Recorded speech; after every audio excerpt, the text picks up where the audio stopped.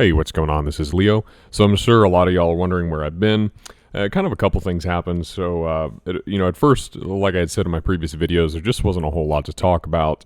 But then I had my vacation where in the fall every year, I go up to Alaska for 2 weeks, and we go camping and fly fishing. It was actually probably the best trip we've had so far. Ended up catching it was 197 trout and Dolly Varden.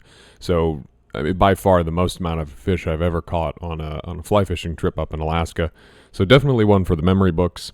And then we had the hurricane here in Florida. For those of y'all that don't know, I'm down here in Florida, and internet service in certain areas had been knocked out for a while. And then for some reason, I don't know, it did something to my modem, because internet services had returned, but then I was having issues with the modem not wanting to work properly. So anyway, got all that resolved. So hopefully we'll be back here to making more consistent videos. So let's go ahead and dive right in. So today's CPI data came out, and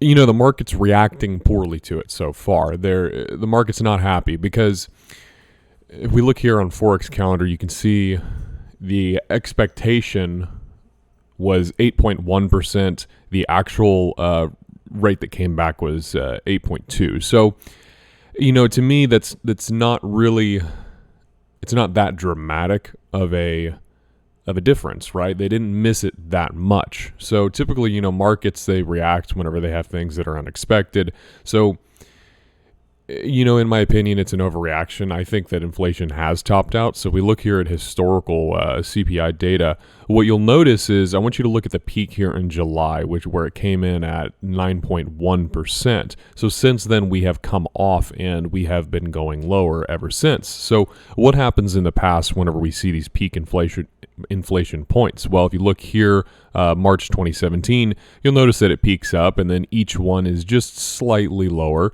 You can see the same thing here in August of 2018, where inflation peaks and it kind of just hangs out for a bit, and then slowly it starts dropping off, right? So to me, this is a good sign. I would only really be concerned as if this was higher than previous. So previously we were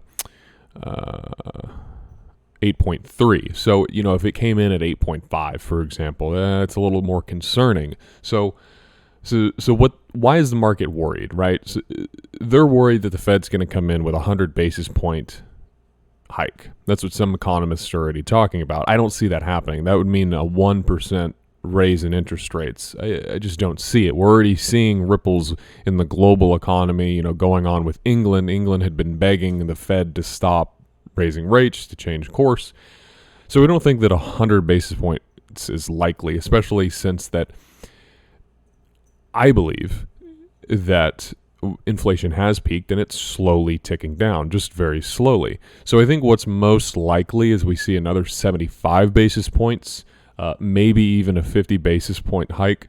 The Fed has said that by the end of the year, they're hoping to have interest rates around 4.25% to 4.5%. So we have 2 Fed meetings left in the year. So you're talking either one more hike of 75 basis points and then another 50 basis points after that, or 2 50 basis point hikes. So I think what I take away from this is that we're nearing the end of it.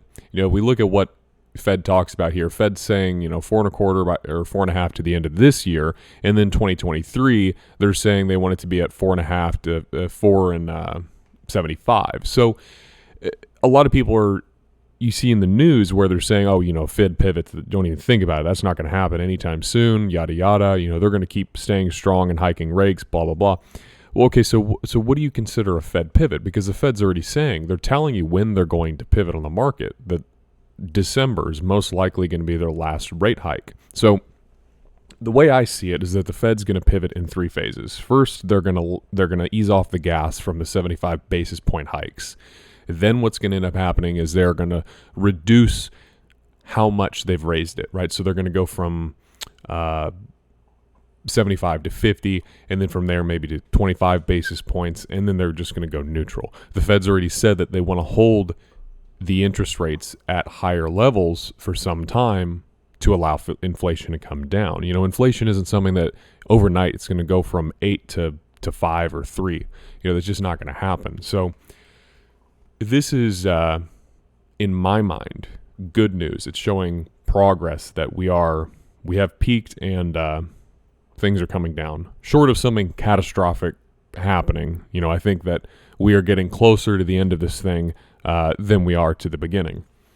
One inflation metric was the core CPI, which actually came in a point higher, which is more, it's excluding food and energy. So basically that came in at 6.6 versus 6.5. So it was a point higher. A 1 point fluctuation is, well, I guess that wouldn't be considered a point. 10 basis points difference, it's nominal to me. It's not that big of a deal. Markets fluctuate. Take a look here at the stock market. Like I said before, if you peak out here, right, here's the peak. We kind of hung around there for a little while, fluctuating, right? Price goes up a little down, a little up.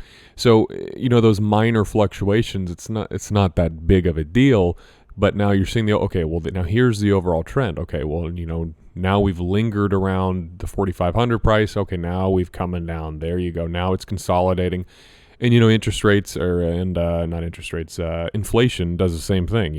It spikes up just like any other asset market does, and then it lingers. And then as the Fed raises interest rates to get it under control, then we start seeing that gradual decline in inflation. So it's just something we're going to have to keep an eye on. But overall, I think it's good. I think that we're getting closer to the end of this.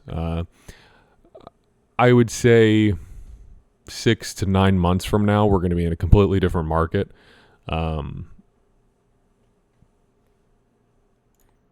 All right, so pivoting over here to AMC Entertainment. I know a lot of y'all are eagerly waiting an update on my thoughts. And, truth be told, I really don't have much for you.